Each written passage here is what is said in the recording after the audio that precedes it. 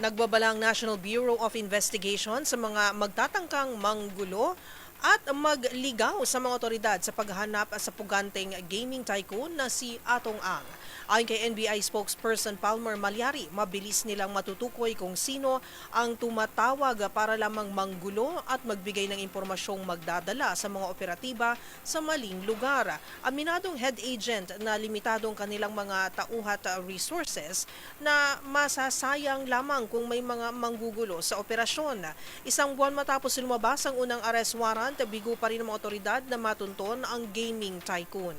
Kahapon sinuyod ng mga operatiba ng NBI Organized Transnational Crime Division ang sinasabing bahay ng mga anak ng negosyante sa isang exclusive subdivision sa Makati City pero hindi siya natagpuan. Itinaas na sa 20 million pesos ang patong sa ulo ni Ang na itinuturong mastermind sa pagpatay sa missing Sabungeros.